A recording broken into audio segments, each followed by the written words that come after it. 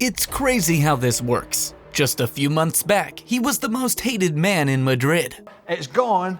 Kylian Mbappé was once again, and I'm being kind, anonymous. Yeah, and that's the thing. Absolutely anonymous. It's not. Anonymous was the word a couple of months back. Right now, he's the hot topic in La Liga. A hat trick versus Real Valladolid now means Mbappé is just one goal off the league's top goal scorer Robert Lewandowski. For context, as of October, he was miles off. So the big question is, what has changed for Mbappé all of a sudden? How has he picked up his form? And how's he become the main man for Real Madrid in recent games? It all went downhill for him at this moment.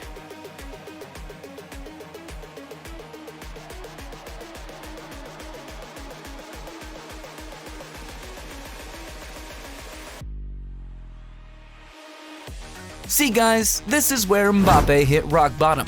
His second penalty miss in 4 days after one against Liverpool, and now Bilbao. It wasn't just pressure mounting on Mbappé, he was in danger of something else. What's worse than getting criticized by pundits every week? Fans turning on you, and that's the situation Mbappé was facing. He knew if he didn't put out a series of impressive displays immediately, it was going to come down on him heavily at Madrid, and that's when he made the statement that changed everything. This one is right here on Instagram. In his words, the best time to change the situation is now, and it was time for him to show who he was. Has he done it since then? You bet. Some of the goals he's scored during that time have been typical of the Kylian Mbappé the world has come to know. Beating the defender, pace, converting chances, making opposition defenders scared of him, that's Kylian Mbappé in a nutshell. At the moment, it's safe to say he's back. So what's changed for him then? Well, we've got to give credit to this man. Comenzamos ahora la rueda de prensa con el entrenador, mismo procedimiento, una pregunta por intervención y antes de identificarse con su nombre y el del medio. Hola, mister. Victorio Calero en directo para... Victorio Calero decía en directo para Real Madrid Televisión. Mañana el Real Madrid cierra esta primera fase de la Champions ante un Brest que está haciendo las cosas bastante bien. Bueno, partido difícil como siempre porque Brest es un equipo que sobre todo en la Champions lo ha hecho muy bien, tiene un punto más que nosotros, tienen posibilidad de calificarse bien en la tabla, entonces va a ser un partido con mucho en juego, como para ellos, para nosotros. Carlo Ancelotti. Time and time again, or allow me to rephrase that, disappointing performance after disappointing performance. Ancelotti never for once came out to publicly slam Mbappé. Not just saying this because he's his coach, but even when situations came where you'd expect Mbappé to at least get a telling off from his manager, Ancelotti always had his back. Yo diría más el mejor delantero centro del mundo porque se dudaba si podía jugar delantero centro, si era mejor meterlo en banda izquierda.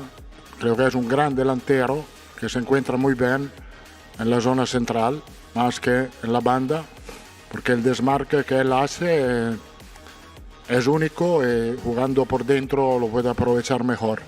My Spanish isn't that good, but pretty sure this says something along the lines of Mbappé being the best striker in the world. That's what it does. See guys, we're highlighting Ancelotti here because in that difficult situation, Mbappé's rough patch if you like, it would have been very easy for Ancelotti to take Mbappé out of the team off the back of his performances and use that as an excuse not to play him. Rather than do that, however, Ancelotti continued to play Mbappé, keeping faith with him, and in turn, the Frenchman started to deliver. But just keeping Mbappé in the team isn't the only way Ancelotti has helped Mbappé. Tactically, he's figured out the best formation for him too. I see him play in front. Okay. And the front, the attack is quite wide. The pitch is 68 meters. Yeah. And we have to cover this 68 meters with the players in front. That can be Vinicius. Because if I ask you where Vinicius played last season, Vinicius, it's difficult to say. He didn't play left winger. He go everywhere. He moved everywhere. Initially, this was Ancelotti's original statement when Mbappé first signed for the club. When asked about how and where Mbappé was going to play, he answered that the pitch was wide enough and that the player would be able to adjust. It didn't sound very convincing, and that translated to what we started seeing on the pitch too. A team relying on individual performances to win games, nothing more. This situation has very much changed. That's because of the tactical situation Carlo Ancelotti has figured out. Let's face facts, Mbappe isn't going to become a typical number 9 like Erling Haaland or Victor Gyökeres. But in that position, Ancelotti has found a way to get the best out of him. Look at the position Mbappe occupies for the first goal versus Valladolid. It's not where you'd expect the ideal number 9 to be for a start, but it's where Mbappe knows he can perform best. He does the 1-2 with Jude Bellingham, and it results in a goal. The idea here is that Mbappe is turning into something Real Madrid fans are all too familiar with, or someone. Before I tell you who this is though, hit that subscribe button to Goalair if you haven't already yet, so you don't miss out on videos like this. Who is this guy? Him! 11 meses, perdón, sin ver portería, ataca el Madrid, cuidado. Con Vinicius, que está encarando, amenazando con pisar área, cross de primera al Benzema. ¡Oh! ¡Uy, qué golazo! ¡Uy, qué locura! ¡Gol!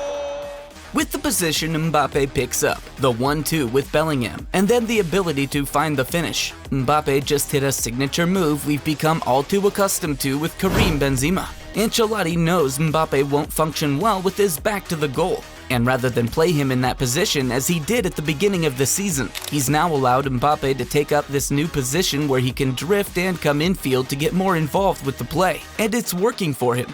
I want to say it's all down to Ancelotti that Mbappe's improved now, because the Italian has shown some serious faith in him. But it's not just Don Carlo. Mbappe's got some other people to thank for his recent upturn in form, his teammates. See guys, a lot was made about what Mbappe's arrival could potentially do to that Real Madrid locker room, and the egos involved. It even got worse when Mbappe wasn't performing well and his teammates were. But maybe that's the agenda the media put out. Think about this, for example. Vinicius Jr. scored a hat-trick versus Osasuna earlier in the season, but the pundits kept the focus on how Mbappe still wasn't performing and looked odd in the team. The point here is, the talk about Mbappe disbalancing the Real Madrid team, that was all talk.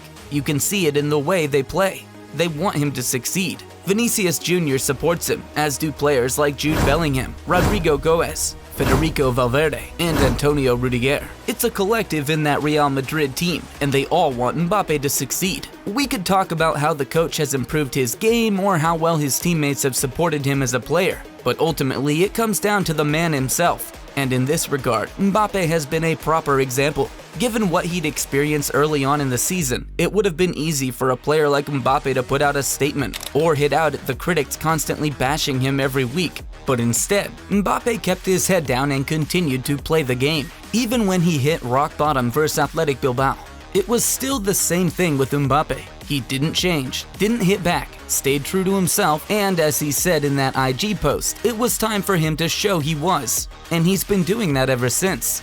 The proof is in the results. La Liga's Player of the Month for January, and if he keeps this form up, who's to say he won't be going home with the Golden Boot or the Best Player of the Season award?